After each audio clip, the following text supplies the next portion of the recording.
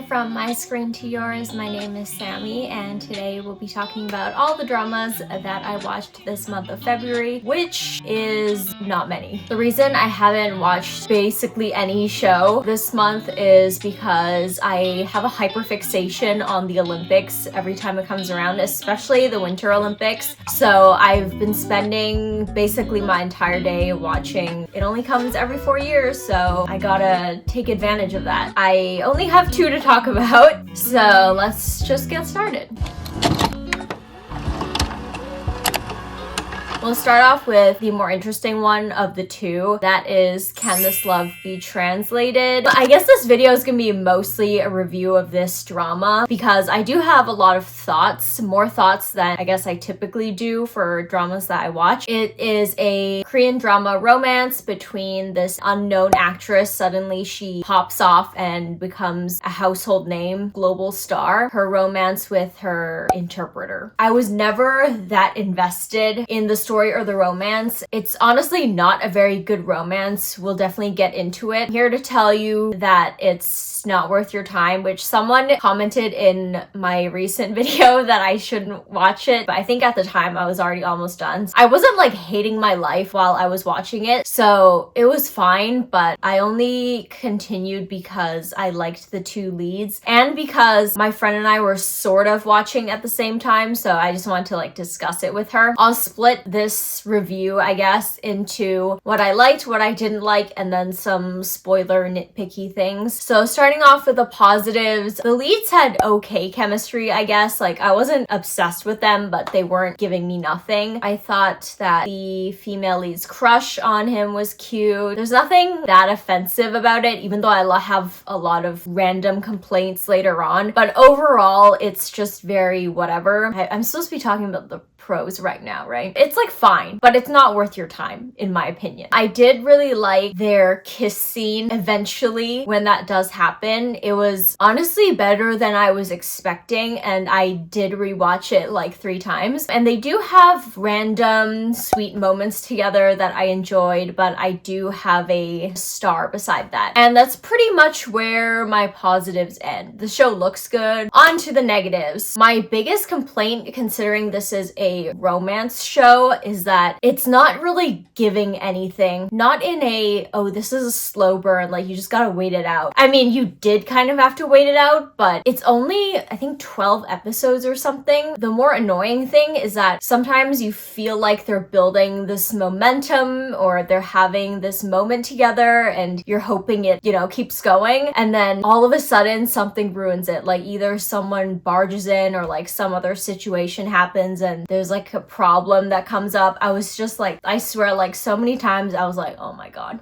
These are my friend's thoughts, which I agree with and thought were funny, so I'm putting them here. Other complaint, I feel like it was more believable that she just develops this crush on him, especially because she's set up to be this like lonely character, so that makes sense. But I didn't really get when exactly the male lead starts liking her also. Like, did something happen? He just start liking her randomly? I feel like it wasn't really clear until he expresses that he does, and it's just like, oh, okay, I'll just go along with it, I guess. The male lead is just not that interesting, in my opinion. He's pretty boring. And the female lead, she has some background trauma and whatnot, but overall, I didn't really think she was very interesting. And there's also somewhat of a love triangle involving this Japanese actor. I really was not feeling his character, and I didn't really like his character until the very end. And in that point, I didn't even like necessarily like him. I just didn't really mind him at the end. But I just thought he was kind of annoying. I feel like they were trying to make it like quirky and funny. He was just being weird. Like, I don't know. He was just weird. I actually started skipping every scene that he was in, even if he was having a scene with one of the leads. I just like skipped everything.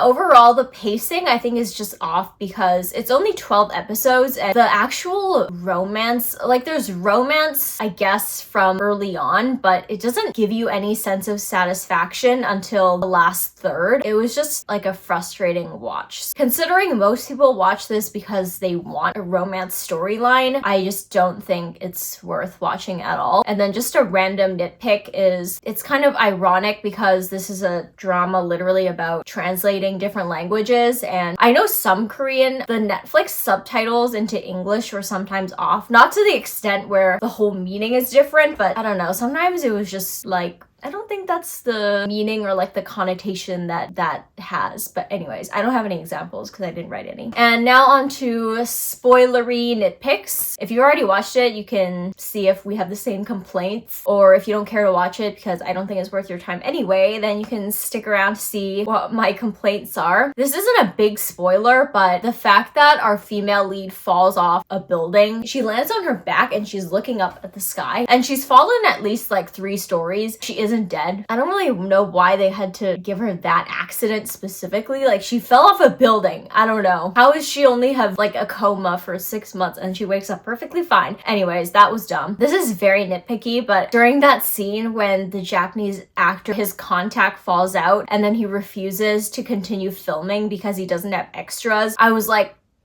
you're literally supposed to be abroad filming this show for like at least a week and you don't have extra contacts? Like, what do you mean? Also, you could probably just get like samples of contacts somewhere. First of all, that's just unprofessional. Like, what kind of dumb reason is that? Unless he's just known to be like a difficult actor, which I don't think is his reputation necessarily. The fact that the show's staff doesn't think that this is an issue at all, and they're low-key talking smack about the female lead for doing some gesture that causes his contact to blow out. I was like, what is going on? I just thought it was stupid. Like, you literally have a whole day of shooting scheduled and that's it. These things are meticulously planned, I'm pretty sure. Like, they have shooting schedules for a reason. Anyways, another scene, the show's producer, when she tells the Japanese actor that he can just show his real emotions and that he can just quit if he's not feeling the female lead. I was like, first of all, this is like a scripted, okay, it's not shown as scripted in the show, but it's scripted in the sense that it's supposed to have a specific vibe, this like romantic fun vibe. Like, even if he's not actually feeling the actress, unless she was hella problematic and he's literally gonna quit, like he can't do this anymore, like they have to pretend to vibe with each other. Also, he's literally an actor. I'm like, what do you mean he's just gonna quit? And what about all the footage that you filmed? You're just gonna find someone else because he's not actually vibing with the female lead? I'm not even gonna talk about the fist fight. The fist fight was stupid, but it was played for like comedic effect, so whatever. But I rolled my eyes because I thought it was dumb. All in all, I think I gave it like a 5.5 out of 10. It's just very mid. I didn't hate my life watching it, which reminds me that the only other drama that I've seen of Kim Seonho, who is the male lead, is Startup, and that was a hate watch back then. I remember I hated Startup so much, and this was just very mediocre. If you're thinking about watching this, don't. Just watch the kiss scene because I feel like they're not really giving you much to work off of before anyway, so like you can just watch the kiss scene and get something out of that and then move on. And briefly, the other drama that I just finished this morning actually is the cdrama The Truth Within. This is a thriller crime detective drama about our leads who work in the police force trying to uncover what's going on with a string of murders that seem to be related. I took a break for like a month and then I finally watched the last few episodes. General thoughts, I think this is a fine, decent crime thriller drama, but I don't think it's anything that notable. So if you're having some sort of craving, then I think this will scratch that itch. But if you're actually looking for a more notable thriller drama, then I think you can pass on this one. Yeah, I thought it was fine. I just have one, I guess, sort of issue. This is more of my issue, I guess. It's that basically all the cases that they handle are connected, and each case has numerous suspects and victims, that there were so many different names that I could not keep track of who all these people were. I only know the names of like our lead core group. At some point, they were just like saying names of people and I just have no idea who they're talking about, but I was just going with it. Might have that issue if you watch it. Or maybe you're smarter than me so you can keep track of everyone. Those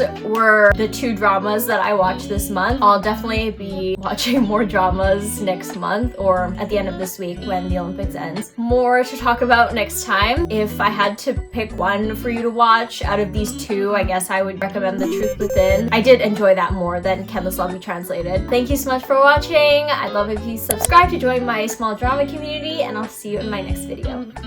Bye!